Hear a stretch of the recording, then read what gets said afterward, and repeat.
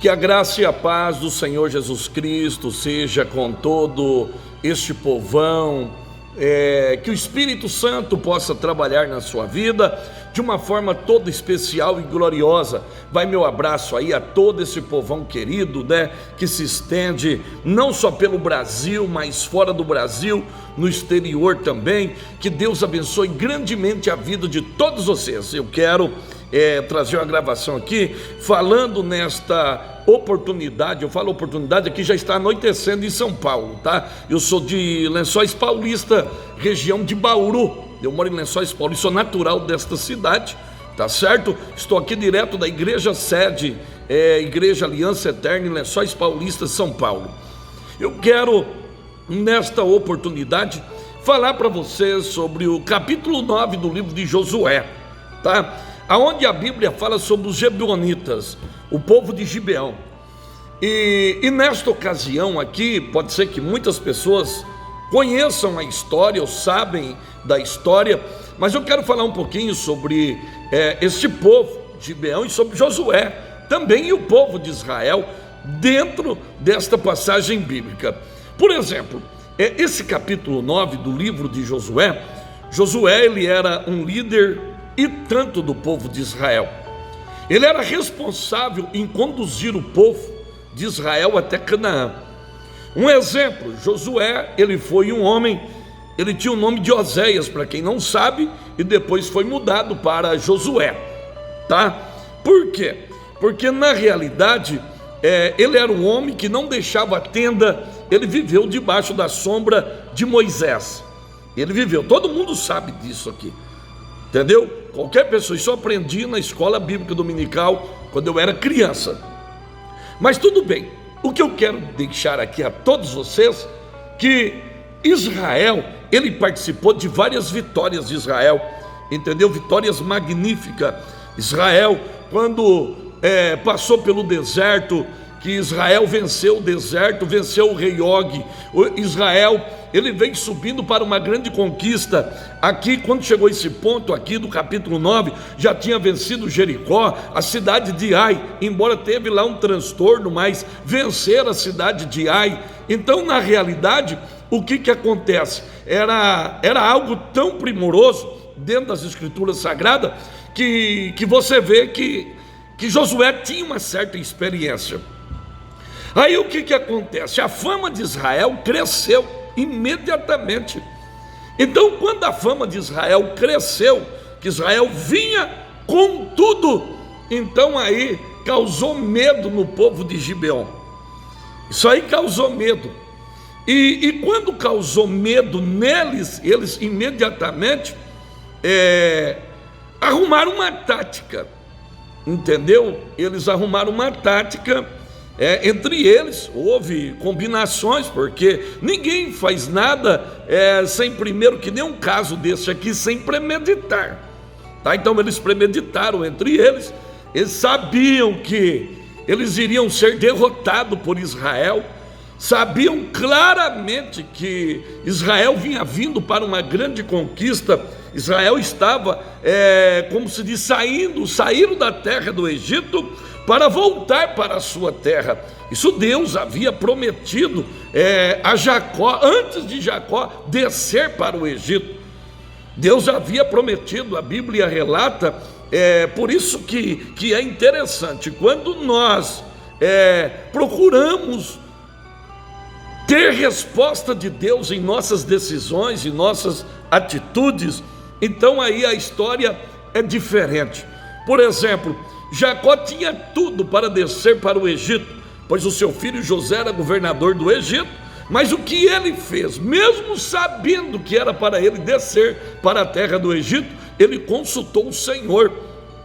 E o Senhor numa noite deu um sonho para Jacó e disse: Jacó, não temas em descer para o Egito, a mão de José vai fechar os teus olhos, e eu farei a tua descendência subir da terra do Egito.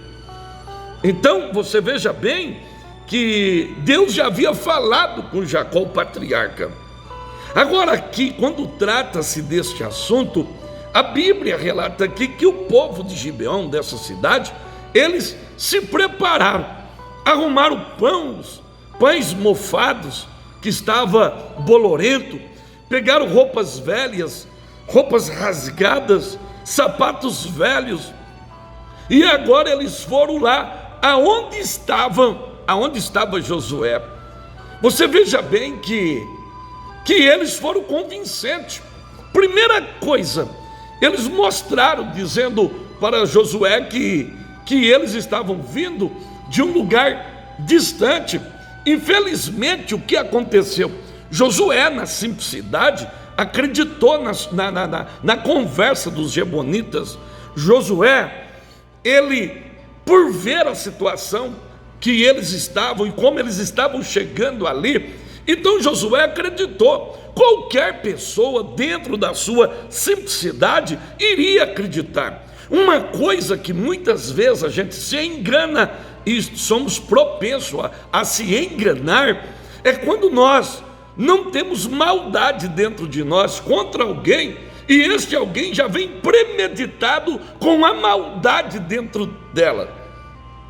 E às vezes a gente cai em certas situações porque a gente acredita, achando que é verdade o que aquela pessoa está expondo para nós. Aqui foi a situação de Josué. Pois Josué, quando tiveram ali a conversa com aqueles homens, Josué imediatamente fez aliança com eles. Josué poderia dizer: não, espera um pouquinho que eu vou orar, eu vou falar com Deus. Por exemplo, isso aqui poderia ser uma atitude infantil de Josué. Josué é um homem que tinha uma experiência profunda com Deus, uma experiência tremenda com Deus. Ele poderia dizer: não, espera um pouquinho, eu vou consultar o Senhor. Mas a Bíblia relata que, passado 3 dias, nesse capítulo 9 de Josué, Josué descobriu que eles eram vizinhos ali. Eles simplesmente formalizaram aquilo para quê? Para enganar Josué. Meus amados, o engano, ele é uma coisa, Pedro escreveu isso, que ele está associado à mentira. A falsidade é associada à mentira, engano é associado à mentira. Por exemplo, quando você olha para isso aqui, que quando Josué cai uma dessa, ele não tinha como mais voltar atrás, pois existem coisas da nossa vida que são irrecuperáveis. E por mais que você queira remediar, você não consegue mais, porque já foi. A Bíblia relata aqui que Josué já tinha feito aliança com eles, já tinha feito um pacto com eles. Então não tinha mais como Josué dizer assim: não, vamos deixar isso aí e vamos deixar para lá. Não tinha jeito, porque já tinha feito aliança. Josué descobriu que tinha sido enganado. Qualquer pessoa, quando descobre que está sendo enganado, ele fica revoltado. É raro as pessoas que não se revoltam quando percebem que foi enganado. E assim foi a situação de Josué. Josué estava numa situação dessa, mas agora não tinha como fazer nada. Agora ele não podia matar aqueles homens, pois ele tinha feito uma promessa que não mataria aqueles homens, e agora ele não poderia mais matar aqueles homens. Você já imaginou? Agora teria que conviver com eles. Você veja bem que as pessoas muitas vezes não param para medir a consequência daquilo que pode acontecer e que vai acontecer futuramente. Agora vejamos bem que um verdadeiro servo de Deus, ele pode ser enganado. Isso acontece quando deixamos de orar, quando deixamos de vigiar, quando deixamos de pedir orientação nas nossas decisões ao Senhor. Por exemplo, a Bíblia cita um fato no capítulo 14 do livro de 1 Reis, de um profeta que morava em Siló, e ele era cego. Ele já estava cego, ele não enxergava, devido à quantidade de tempo que ele já era um senhor de idade. Mas a Bíblia relata, Jeroboão estava com o reino despencado. Para você ter uma ideia, o mal de Jeroboão, o engano de Jeroboão, as atitudes de Jeroboão e os pecados de Jeroboão, e em outras ocasiões eu posso falar sobre isso, que 16 reis de Israel seguiram os seus mesmos pecados, as mesmas atitudes, como se diz, foi uma plantação maldita dentro de Israel.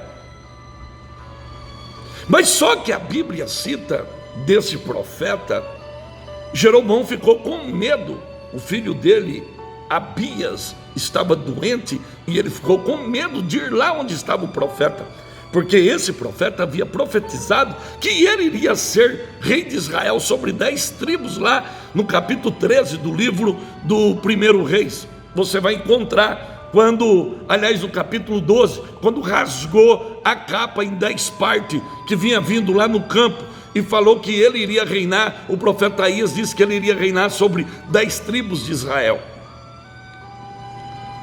E a Bíblia relata que a mulher de Jeroboão pegou um pote de mel e pegou uns pães e levou para o profeta, e ele disse assim: olha, quando você chegar lá, finge ser outra mulher, outra pessoa, para que ele não venha descobrir, porque o profeta já estava cego. Mas antes da mulher de Jeroboão chegar, Deus foi na frente e disse para o profeta: a mulher de Jeroboão vem vindo aí, ela vai fingir em outra, ela vai se disfarçar.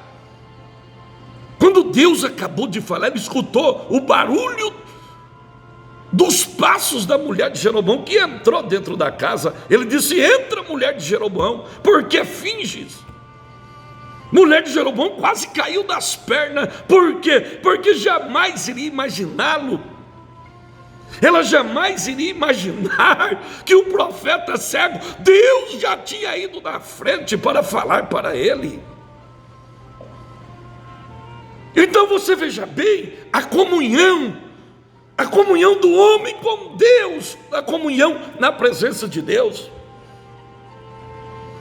Pois aqui faltou comunhão, faltou espiritualidade. Só que tem uma coisa: Josué não dava um passo sem pedir a orientação de Deus.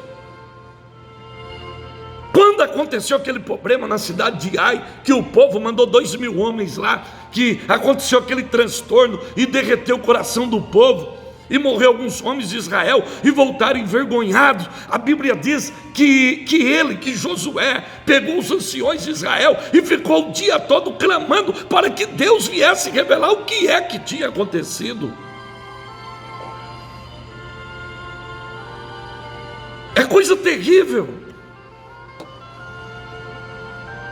Pois, para você ter uma ideia, concluindo lá, o profeta Aías, ele entregou, não deu tempo da mulher de Jeroboão falar para ele boa tarde, ou boa noite, ou bom dia, não deu tempo. Ele entregou a mensagem para a mulher, e do jeito que ele falou, pois Deus cumpriu.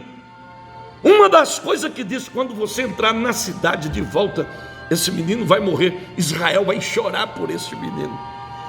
Do jeito que o profeta falou, e o profeta era cego, ela tentou enganar, tentou disfarçar, mas ela não conseguiu, foi orientado por alguém. É o caso daquele primo de Aminon, lá do capítulo 13 do livro de 2 Samuel, que orientou Aminon ao incesto. Então nós encontramos pessoas que são orientadoras para o mal, pessoas que tentam enganar, que tentam se esconder daquilo que não é. A mesma coisa que os gibeonitas se esconderam de uma coisa que eles não eram. Pois eles eram um povo dos amorreus, viviam ali nas montanhas. Mas Josué foi enganado. Agora, uma coisa, meus irmãos, que eu quero dizer a todos vocês: Deus, ele não interfere em todas as situações da nossa vida. Por exemplo, aqui Deus poderia interferir, mas Deus não interferiu. Não vamos aqui, como se diz, determinar uma regra para uma ação de Deus, mas aqui simplesmente foi uma experiência de Josué que mostra que nem sempre Deus intervém em atitudes ou em decisões nossas.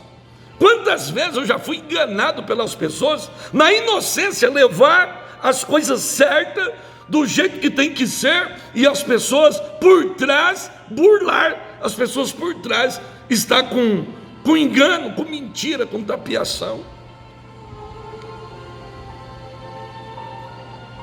A única coisa que nós temos que pedir para que Deus venha nos orientar. Normalmente, quando não pedimos isso para Deus, significa que nós temos condições de resolver os nossos problemas sozinhos e não dependemos de Deus. Quando nós tomamos atitudes na nossa vida sem pedir orientação a Deus, é sinal que Deus não precisa interferir na nossa vida, nós mesmos vamos resolver. E nem tudo que resolvemos do nosso jeito está certo. Quando o homem e a mulher pecou no jardim do Éden, eles cozeram folhas de figueira e tentaram resolver o problema deles lá, mas não estava certo. Para eles, sim, porque não iam ver a nudez um do outro, mas para Deus estava incorreto. Pois nem sempre você tentando resolver do seu jeito está correto. Pois Deus teve que matar o animal, teve que derramar sangue. Ele é o tipo do cordeiro que está em Apocalipse, que foi morto desde a fundação do mundo. Então, quando nós não pedimos orientação a Deus, estamos dizendo que não precisa Deus interferir na nossa vida. Assim foi Josué no capítulo 9 aqui. Felizmente é isso. Agora,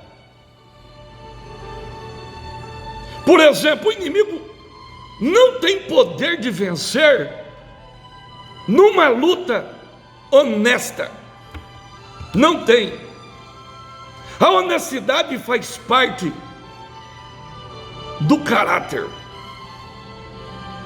Pois o inimigo, ele finge que é nosso amigo para tentar fazer com que nós tornamos ou tomemos atitude que possa servir os seus propósitos. Por exemplo, o descuido de Josué acabou de tomar uma atitude que ajudou os seus inimigos. Normalmente, Satanás, ele atua na vida das pessoas com ferramentas que elas mesmo lhe emprestam. São decisões erradas que tomam. Pois isso é notório. As pessoas emprestam ferramentas para que o diabo possa utilizar dessas ferramentas para o mal das próprias pessoas. Pois é uma realidade. Por exemplo, as pessoas emprestam os olhos, emprestam a boca, emprestam os ouvidos, emprestam as suas atitudes, para quê? Para que sejam ferramentas do diabo. Porque qual é a intenção do diabo? É o seguinte: é ele provocar. Ele vai provocar, seja em quem ou alguém. Para quê? Para que você caia na dele. Quando você cair na dele, era isso que ele queria. Ele alcançou o objetivo dele.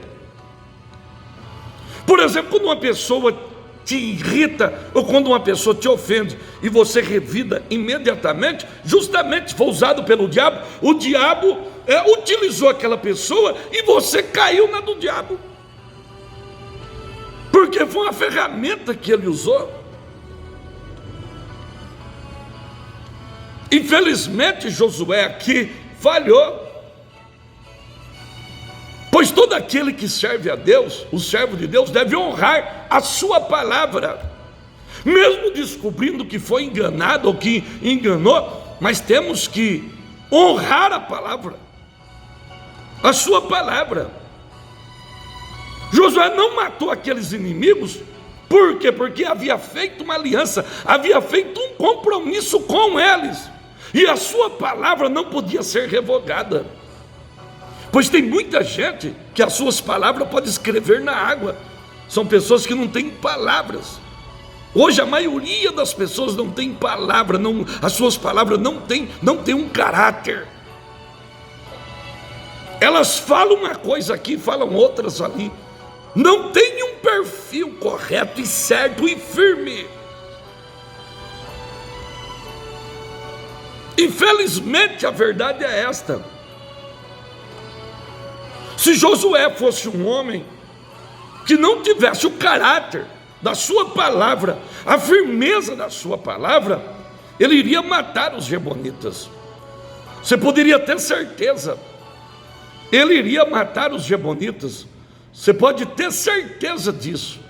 Mas ele sustentou a sua palavra e a aliança que ele fez com o povo de Gibeão.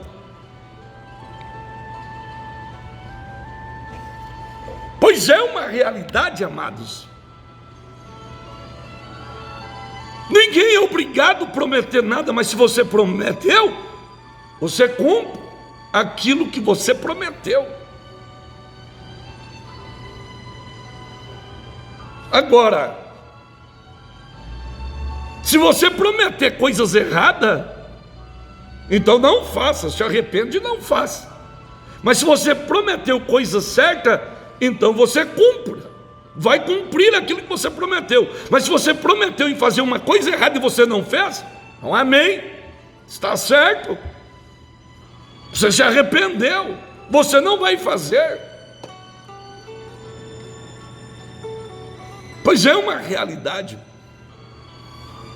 Pois o pacto do povo entre si implicavam em colaborações em situações de guerra. Até hoje existem tipos de compromisso entre diversos países.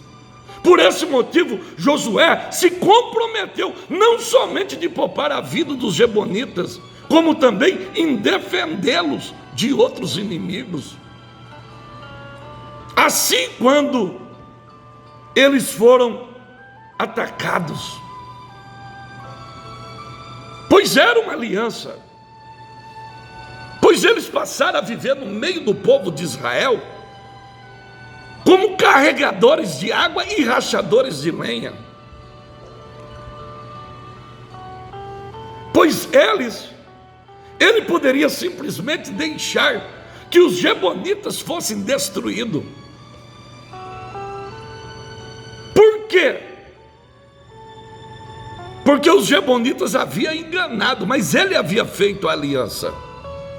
Então ele não poderia deixar quebrá-lo.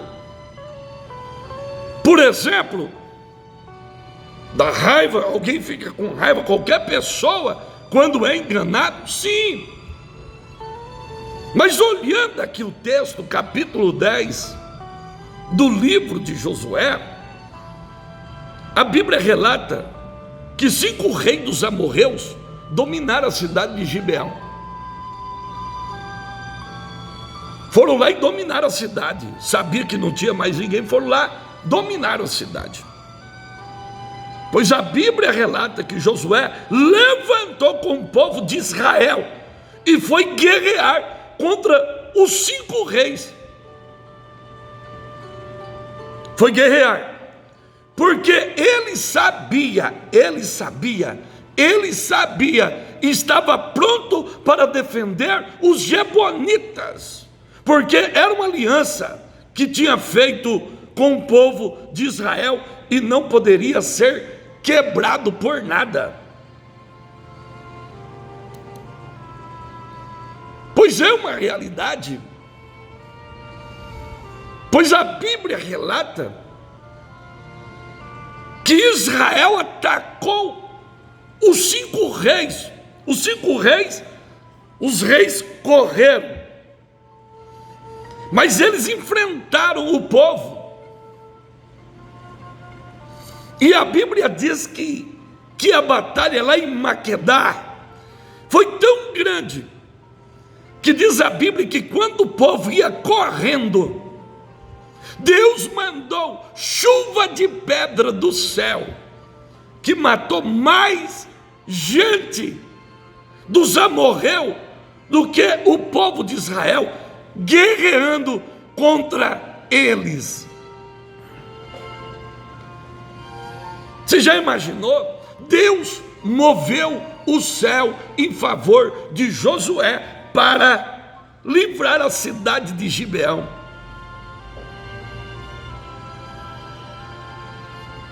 Agora vejamos bem que quando eles voltaram,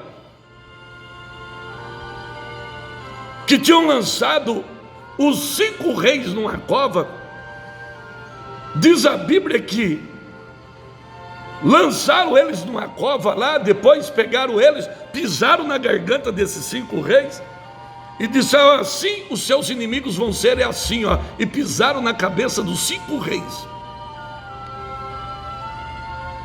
Diz a Bíblia que pegaram aqueles 5 reis e penduraram no madeiro. Isso está em Josué capítulo 10 e verso 27. E diz a Bíblia que lançaram numa cova, aonde esconderam e puseram uma grande pedra na boca da cova, que ainda ali estão até o dia de hoje. Por aí você tira uma ideia, pois a palavra de Deus, ela é pura. Agora, eles foram vivendo no meio do povo de Israel, e como eles já tinham feito aliança, então agora eles se adequaram aos sistemas que havia dentro de Israel, que era exigido por Deus. Os Gibeonitas, logo que agora já estavam, tinham feito aliança, mentiram, tudo bem. Só que agora, o que acontece? Deus, os Gibeonitas, aceita tudo aquilo que foi imposto por Deus para o povo de Israel. Eles também seguiam. Eles seguiam. Eles obedeciam os mandamentos de Deus. Eles não violavam os mandamentos de Deus, eles seguiam, agora eles seguiam. Por exemplo, eles tiveram um nome chamado de netineus. E segundo, eles eram hereditários. Em todos os livros, o nome dos servos deles, hereditários, em todos os livros pós-exílico babilônico. Pois a palavra significa, netineus, doados. Isto é, aqueles que são separados, isto é, os levitas, para uma obra de serviço a Deus, como está no livro do Esdras, capítulo 2 e versículo 70. A tradição Gibeonitas está em Josué aqui, capítulo 9 e o verso 27, que era uma classe de homens que depois foi chamado de netineus. O seu número aumentou depois que foram tomados cativos na batalha. E eles foram dados por Davi aos levitas, como está em Esdras capítulo 8, versículo 20. Pois eles estavam debaixo de uma supervisão de um chefe dentre eles, que tinha o domínio, que chefiava eles, como está no livro de Esdras 2 e 43, e também Neemias 7 e 46.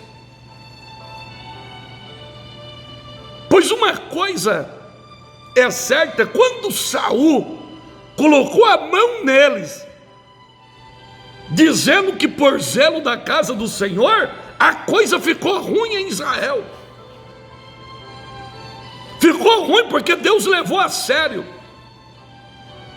Embora eles chegaram com engano, mas eles entraram em órbita, eles entraram naquilo que Deus exigia de Israel. E aí Saul vai e mata. Aí o que Deus fez? Segundo Samuel, capítulo 21, Deus ele faz com que a terra fique 3 anos sem chuva. Aí passa 1 ano, tudo bem. Passa 2 anos, tudo bem. 3 anos, aí já não está certo. Davi ele vai consultar o Senhor. Aí o Senhor pega e diz: não, é por causa da casa de Saul, que é sanguinária, por causa dos Gibeonitas, o povo de Gibeão. É por isso. Entendeu? Então a coisa não ficou muito boa. Eles achavam que iria sair de boa, mas não. Aí a Bíblia diz que Davi chama os Gibeonitas, o restinho que havia ficado, e diz: o que eu poderia fazer para alegrar vocês? Eles dizem: nós somos homens de paz, não somos homens de guerra, nem de nada, não queremos mal, não estamos aqui para fazer nada de mal, tudo. Queríamos 7 homens da casa de Saul, para que fosse enforcado perante o Senhor. E a Bíblia diz que naquela ocasião, Davi atendeu o pedido dos Gibeonitas. Ele atendeu, ele poupou Mefibosete, mas ele atendeu o pedido do povo de Gibeão, dos Gibeonitas.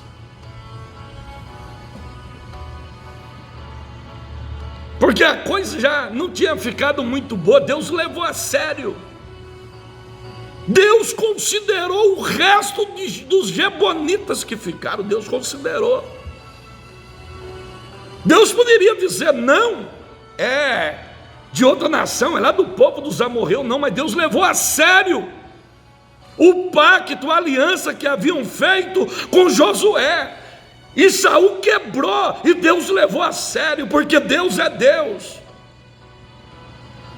Deus não esquece. Você pode esquecer, eu posso me esquecer, mas Deus ele não esquece. Deus é Deus. Deus não esqueceu, lá no capítulo 37, Deus não esqueceu de Obed-Meleque. Deus não esqueceu de Raabe. Deus não esquece. Olha, pode passar o tempo que for, pode todo mundo esquecer, pode o pastor esquecer, você pode esquecer, a igreja pode esquecer, sua mãe pode esquecer, seu pai pode esquecer, todo mundo, mas Deus não esquece. Josué já tinha morrido, a aliança já tinha ido embora, mas eles cumpriram à risca os mandamentos de Deus no meio do povo de Israel. Olha lá, se eles não foram mais certos do que muitos deles que viviam em Israel, eles no meio do povo, e Deus levou a sério. Deus não é homem, não. Deus poderia, se fosse homem, foi muito tempo atrás, Josué já morreu, embora Jesus disse que Deus não é Deus de mortos. Para ele, Abraão, Isaac e Jacó está vivo. Quando os reis oravam e mencionavam a promessa feita a Abraão, a Isaac e a Jacó, que nem se vê lá o caso de Josafá, na hora Deus estava pronto para atender o clamor e a oração, porque Deus é Deus, Deus ele não esquece. Você pode ter certeza, você pode esquecer, mas Deus é fiel na sua palavra, e Deus não esquece. Pois o povo de Gibeão, os Gibeonitas, eles viveram no meio do povo de Israel, cumprindo os mandamentos e a aliança de Deus no meio do povo. Por isto, Deus levou a sério, e tanto é que, para você ter uma ideia, esse capítulo 21, teve que depois que o corpo dos 7 homens se decomporam, e Rispa ficava lá, com um saco de silício, espantando as aves, espantando as feras. Depois foi arrancado o corpo de Saul da terra, seus filhos, e foi pegado aqueles 7 homens e foram levados embora, porque nem chuva vinha na terra, nem chuva vinha, porque Deus, olha, e Saul já tinha morrido, e Deus ainda estava, porque Deus é Deus. Deus é Deus. Tem pessoas que elas fazem as coisas erradas e traz consequência para todos aqueles que estão ao seu redor. Assim foi Saul, trouxe consequência para todo o povo, a nação de Israel inteira. Que Deus abençoe a sua vida, e que esta palavra ela possa fluir no seu coração, e que Deus possa te abençoar grandemente, de ricas bênçãos espirituais. E você não deixa de se inscrever nesse canal, ative o sininho aí, e com certeza Deus ele vai fazer uma obra poderosa na sua vida. Deus abençoe você em Cristo Jesus, para a glória do nome dele. Amém.